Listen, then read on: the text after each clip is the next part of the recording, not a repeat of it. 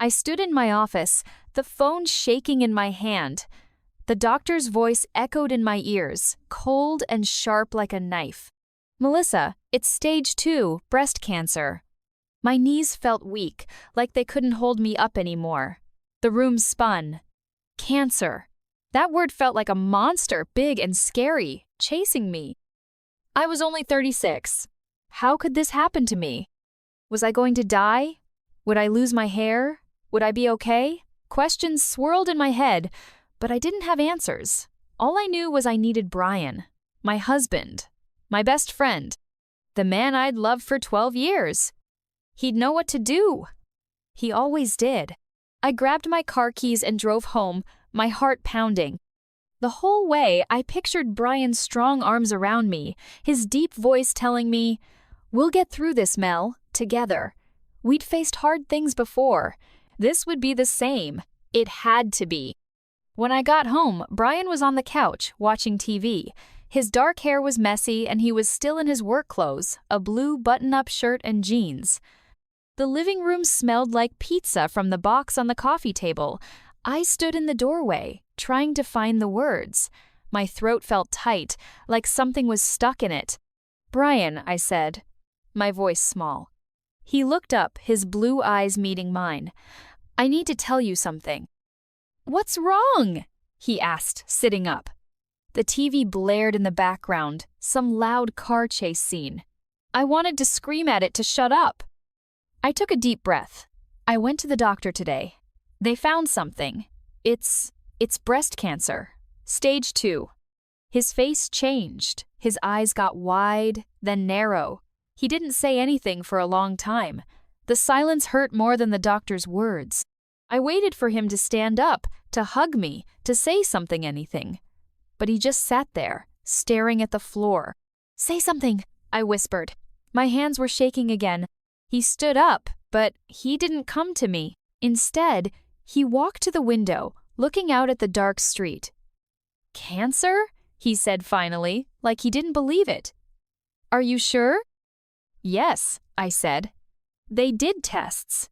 It's real." He turned around, and his face wasn't soft like I expected. It was hard, like he was angry. "This is a lot, Melissa." "I know," I said, stepping closer. "But we can handle it, right? Together?" He didn't answer. He just kept looking at me, his eyes cold. I felt a chill, like the room had gotten 10 degrees colder. "Brian?" I said again, my voice breaking. I need some air," he said. He grabbed his jacket from the chair and walked toward the door. "Wait!" I called, my heart racing. "Where are you going?" "I just need to think," he said, not looking back.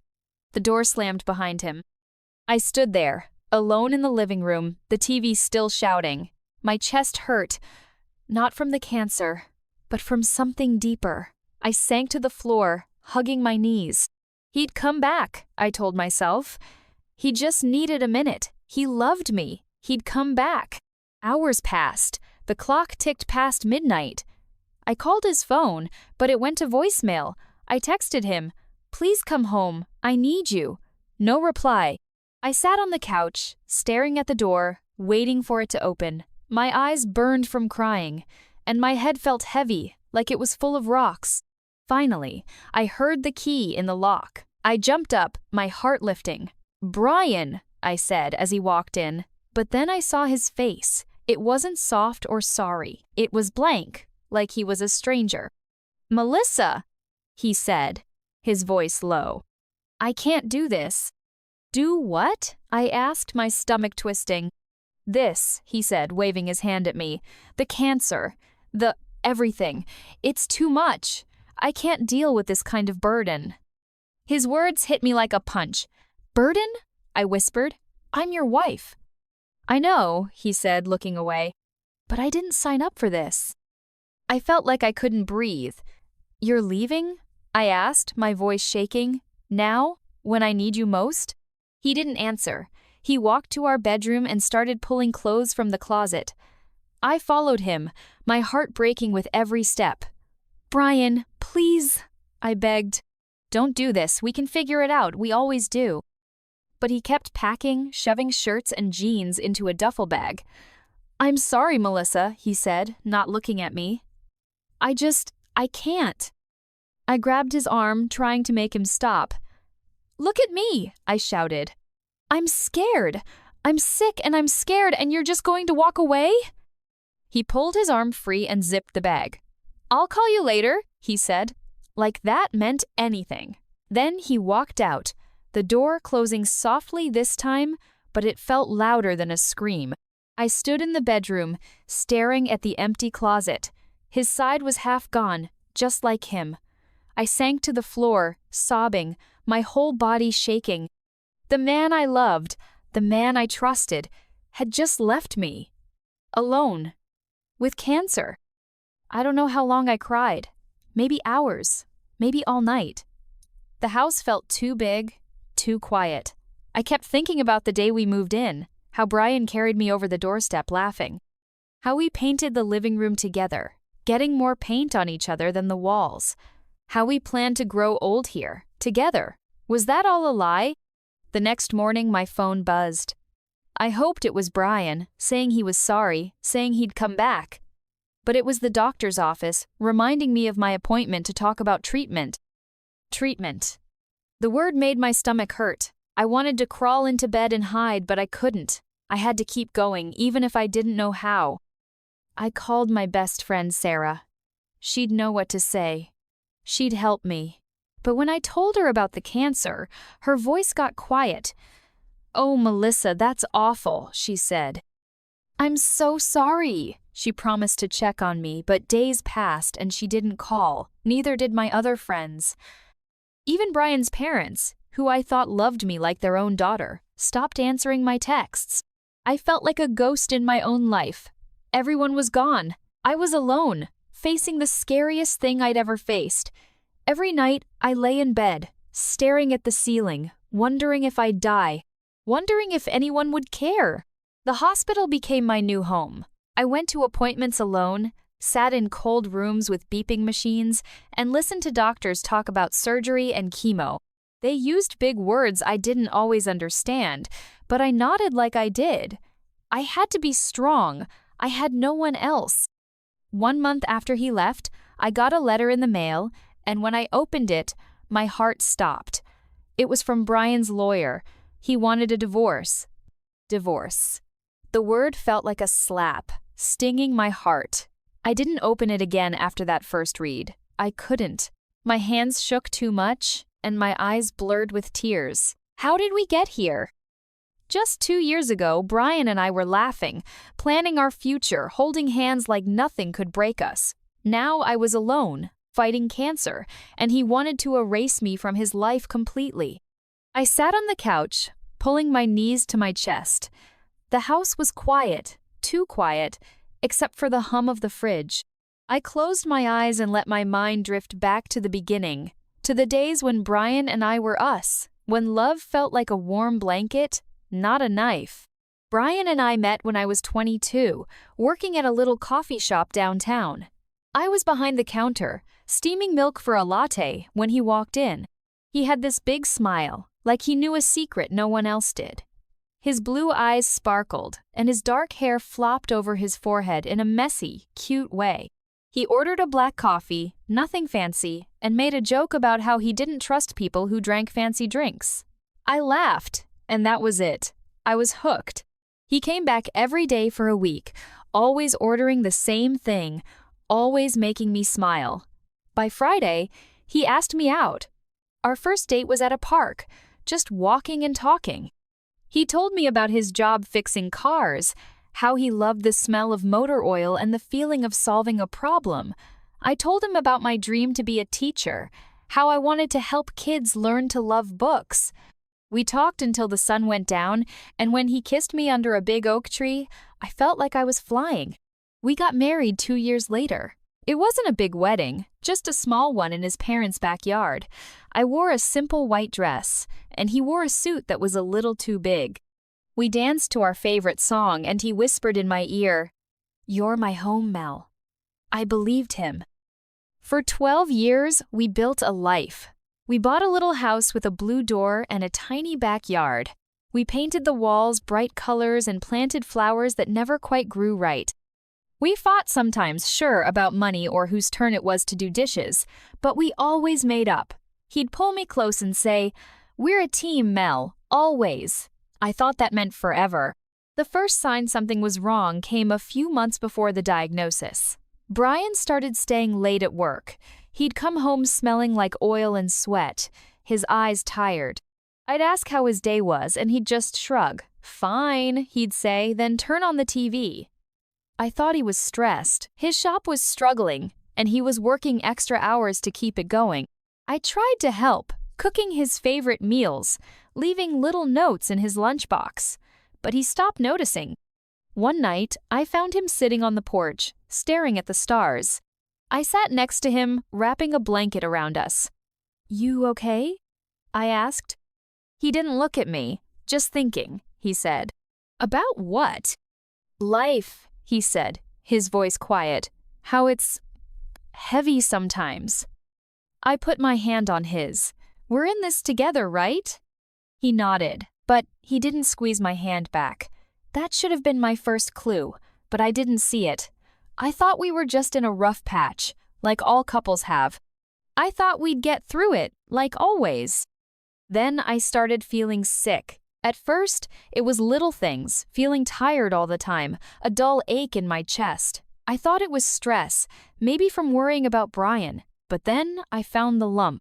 It was small, like a pebble under my skin, but it scared me. I didn't tell Brian right away. I didn't want to worry him until I knew for sure. So I went to the doctor alone, thinking it was probably nothing. When the tests came back, I wished I'd told him sooner. After Brian left that night, the house felt like a stranger's. I wandered from room to room, touching things that used to mean something: our wedding photo on the mantle, the quilt his mom made us, the coffee mug he used every morning. Each thing hurt, like it was mocking me. I kept thinking he'd come back. He had to. He loved me, didn't he? Days turned into weeks. I went to my first chemo appointment alone. The hospital smelled like bleach, and the chair was cold against my back. The nurse was kind, but her smile didn't reach her eyes. "You got family coming?" she asked, hooking up the IV. "They're busy," I lied, staring at the floor. I didn't want her to know I was alone. Chemo was harder than I expected. It made me feel like my body wasn't mine anymore. I was sick all the time, throwing up even when I hadn't eaten. My hair started falling out in clumps, and I cried every time I looked in the mirror. I didn't recognize myself. I was scared, not just of the cancer, but of who I was becoming. I called Sarah again, hoping she'd come over, maybe bring soup or just sit with me. But she said she was swamped with work. "I'll call you soon," she promised. She didn't. My other friends were the same. They sent texts saying, "Thinking of you," but no one visited, no one called. Even Brian's parents, who used to invite me for Sunday dinners, went silent. I felt like I was disappearing. One day, I sat in the chemo room, watching the medicine drip into my arm. A woman next to me, older with a bright red scarf on her head, smiled. "First time?" she asked. "Second," I said, my voice quiet. "It gets easier," she said. "Not the chemo, but the fighting. You find strength you didn't know you had." I nodded, but I didn't believe her. How could I be strong when everyone I loved had left me? When my own husband called me a burden? At home, I tried to keep things normal. I cooked dinner, even though it was just for me. I watched our favorite shows, hoping it would feel like Brian was still there. But every laugh track felt hollow, every happy ending like a lie. I started sleeping on the couch because our bed felt too big without him. One night, I found a box of old photos under the coffee table. Pictures of us hiking, laughing at the beach, kissing at our wedding. I traced his face with my finger, wondering where that man went. Did he ever love me? Or was I just easy to leave? The divorce papers came a week later. I still hadn't answered the first letter. I couldn't bring myself to sign my name on something that would end us forever. But this new letter was different. It wasn't just about divorce. It said Brian was selling the house. Our house. The one we painted. The one we dreamed in. He wanted to split the money and move on, like our life together was just a thing to sell. I called him, my hands shaking. "You can't do this," I said when he picked up. "This is our home." "It's just a house, Melissa," he said, his voice cold. "I need to start over." "Start over?" I shouted. "I'm fighting for my life and you're starting over?" He didn't answer. He just hung up. I threw the phone across the room, and it hit the wall with a crack. I sank to the floor, sobbing. The house, the last piece of us, was slipping away. I felt like I was losing everything, my health, my husband, my home. But then something shifted. I don't know if it was the anger or the pain, but I felt a spark inside me. I wasn't going to let Brian take everything. I wasn't going to let cancer win either. I stood up, wiped my tears, and grabbed the divorce papers. I didn't sign them yet, but I held them tight, like a promise to myself. I was going to fight. The next day, I went to chemo with a new feeling in my chest. Not hope, not yet, but something close. I sat in the chair, watching the medicine drip, and I thought about the woman with the red scarf. Maybe she was right. Maybe I had strength I didn't know about.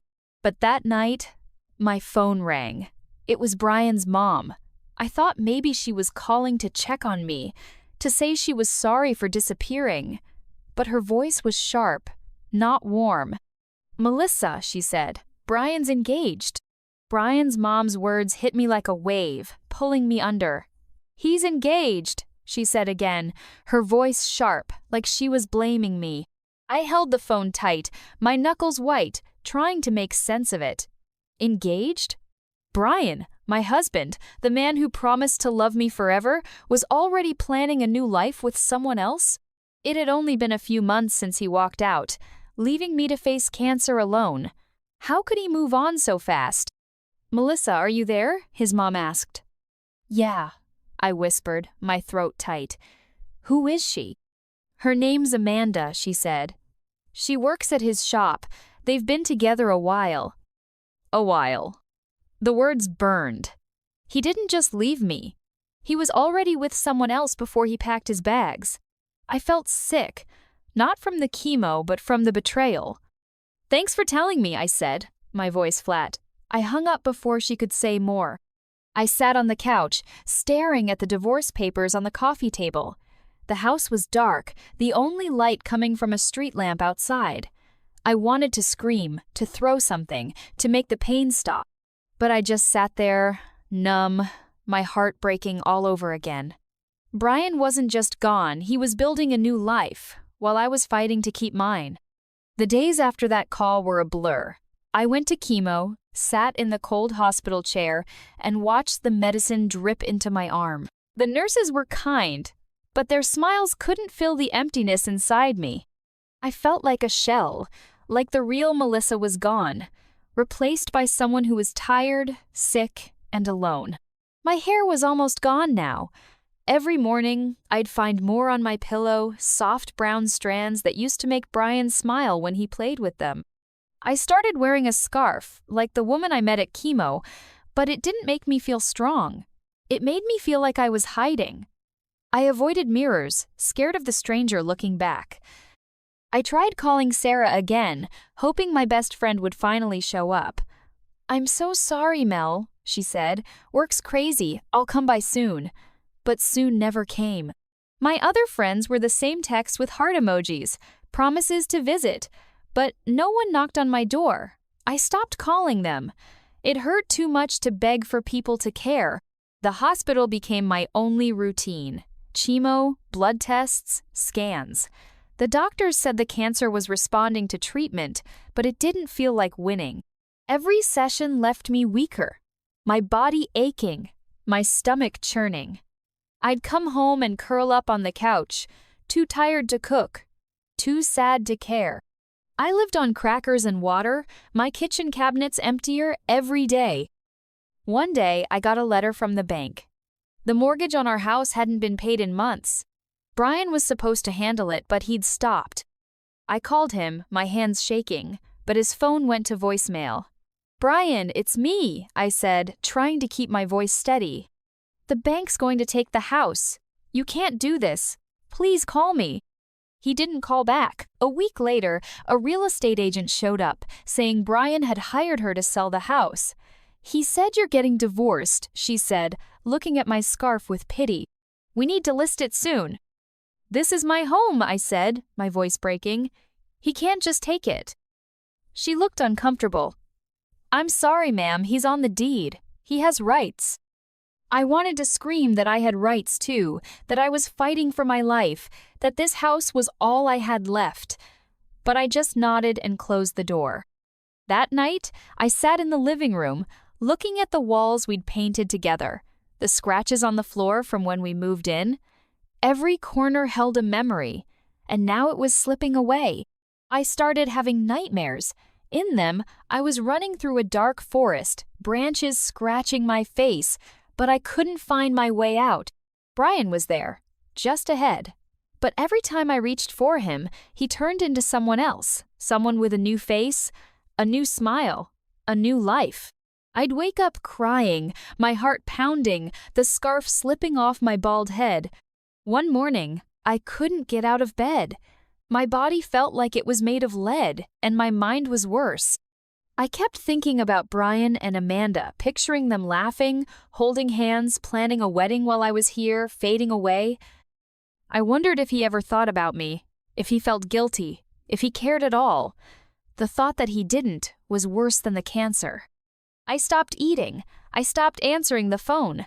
The divorce papers sat unsigned, a reminder of how little I meant to him. I felt like giving up. What was the point of fighting if I had nothing left?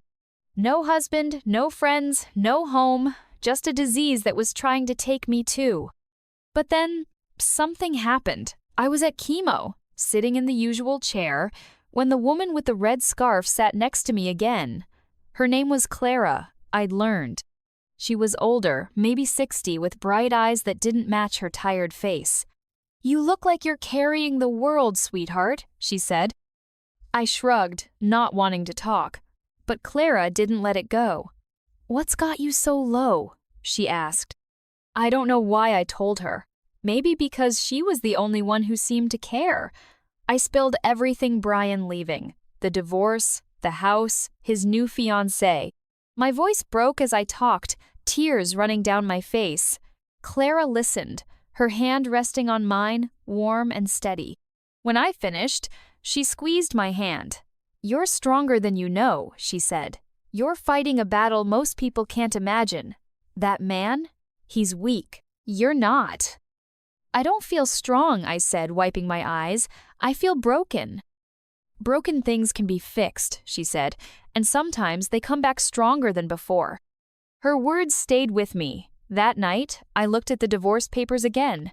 I still couldn't sign them, but I felt a tiny spark, like a match being lit in the dark. Clara was right, I was fighting. Not just cancer, but for myself. I wasn't going to let Brian's betrayal define me. I started small. I forced myself to eat, even if it was just soup. I cleaned the house, dusting the shelves, sweeping the floors. It felt like taking back a piece of myself. I called a lawyer, not Brian's, but my own. She was kind, with a sharp voice that made me feel like I had someone on my side. "We'll fight for the house," she said. "You deserve it." Fighting for the house meant fighting Brian. It scared me, but it also felt good, like I was finally standing up. I started going to a support group at the hospital where people like Clara shared their stories. They weren't all happy, but they made me feel less alone. One woman, Jenny, had lost her husband to cancer, not betrayal, but she understood loss. She brought me cookies and sat with me, listening when I needed to talk. Slowly, I started to feel like me again. Not the old Melissa, but a new one. One who could face chemo without crying, who could look at her bald head and see a fighter, not a victim. I even started writing in a journal, something I hadn't done since I was a kid. I wrote about the pain, the fear, the anger. But I also wrote about the small victories, finishing a chemo session, planting a new flower in the garden, smiling at a joke Clara told. But the house was still slipping away. The real estate agent kept calling, saying buyers were interested. My lawyer was doing her best, but Brian wasn't backing down. I felt like I was running out of time, like everything I loved was being taken from me. One day, I came home from chemo to find a for sale sign in the front yard. My heart stopped. I ripped it out of the ground, my hands shaking with rage. I threw it in the garage and slammed the door. This was my home. He couldn't take it. That night, I sat on the porch staring at the stars, just like Brian and I used to. I felt a mix of anger and hope, like a storm and a sunrise all at once. I wasn't going to give up. Not on the house, not on myself. But then, my phone buzzed with a text. It was from Brian. "I'm coming by tomorrow," it said. "We need to talk." My heart raced, a mix of hope and dread twisting in my chest. Was he coming to apologize? To take back the divorce papers? Or was he coming to push me out of the house for good? I sat on the porch, the night air cold against my skin, and tried to imagine facing him. The man who left me when I needed him most, who was now engaged to someone else, was coming back into my life. I didn't know if I was ready. I barely slept that night. My dreams were full of Brian's face, his blue eyes that used to make me feel safe, now cold and distant. I woke up with my scarf tangled around my neck, my head pounding. The house felt smaller, like the walls were closing in. I got up, made coffee, and stood by the window, waiting for his car to pull into the driveway. Morning came slow, the sun creeping over the horizon like it was too tired to rise. I put on a clean scarf, blue like the one I wore on our first date, and tried to look stronger than I felt. My body was weak from chemo, my hands shaky, but I stood tall. I wasn't the same Melissa he left. I'd been through too much. When his car pulled up, my stomach dropped. He stepped out, wearing a familiar gray jacket, his hair still messy. For a second, I saw the man I fell in love with, the one who made me laugh until my sides hurt.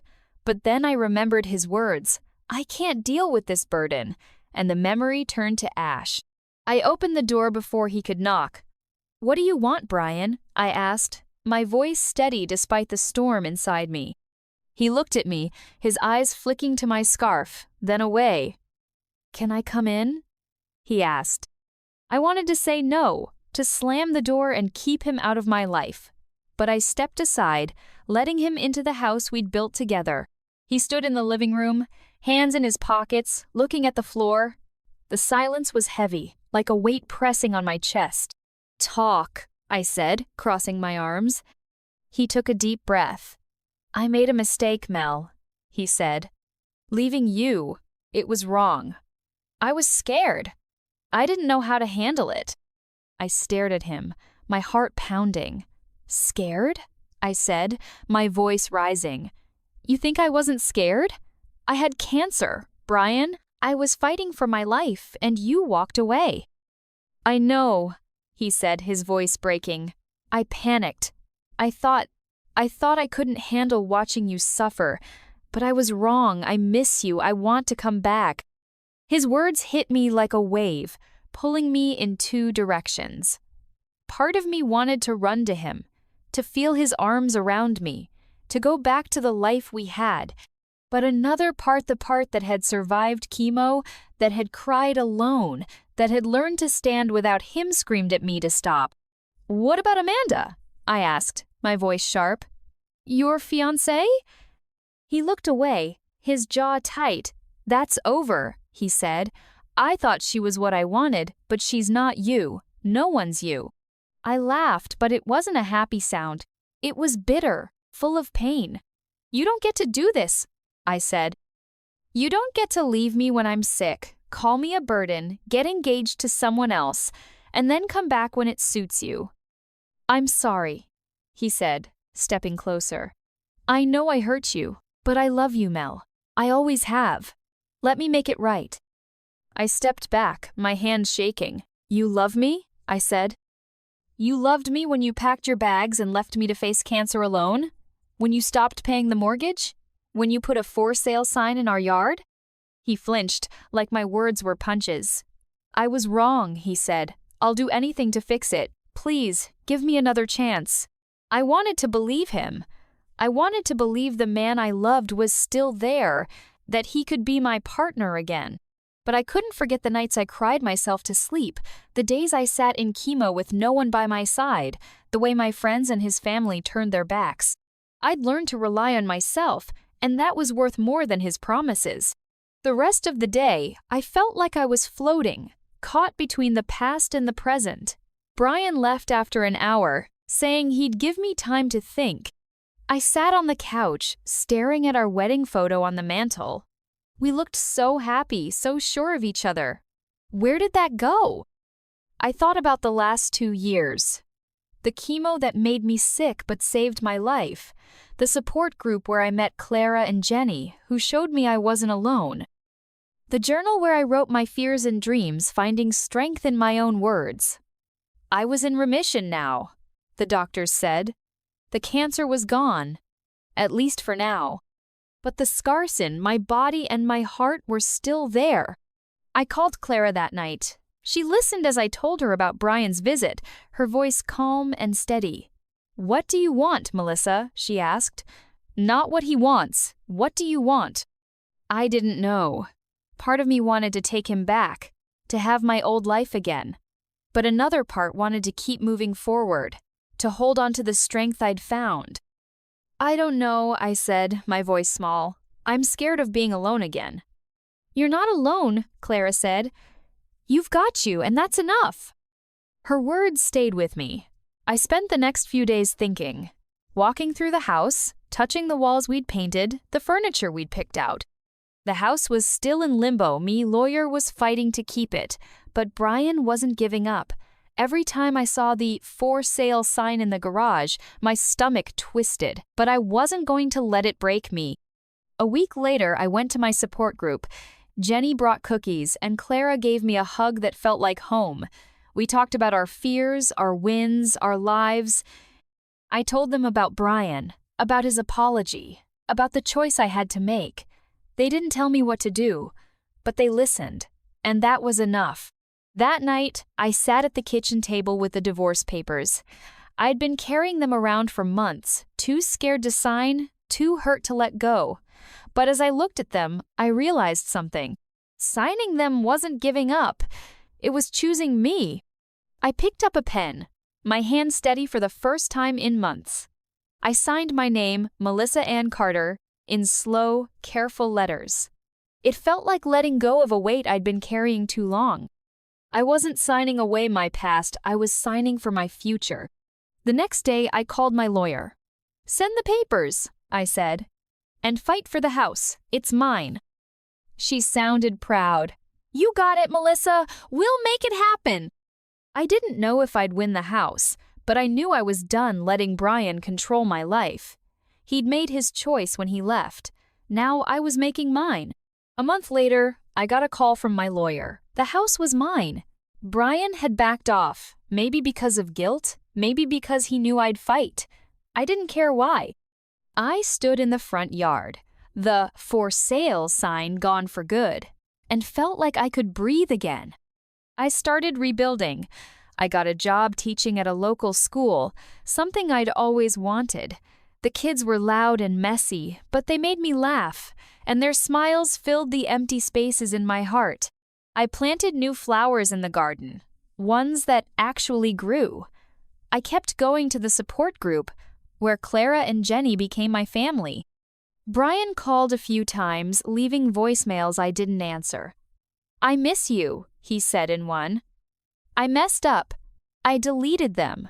His words didn't hold power anymore. One evening, I sat on the porch, watching the sunset. The sky was pink and orange, like a painting. I thought about the girl I used to be, the one who thought love was enough to fix everything. She was gone, but I wasn't sad. I was someone new, someone who'd faced cancer, heartbreak, and loss, and come out stronger. Then, my phone buzzed with an email. It was from the hospital, a reminder for a follow-up scan. My heart skipped. The cancer was in remission, but every scan brought the fear back. What if it returned? What if I had to fight again? I took a deep breath and looked at the stars, just starting to appear. I didn't know what the scan would show, but I knew one thing. I was ready to face it, whatever it was. Thank you so much for listening to me share my heartbreaking story. Please, kindly subscribe to this amazing channel for more eye-opening and lesson-filled stories on betrayals. Until the next time, bye for now.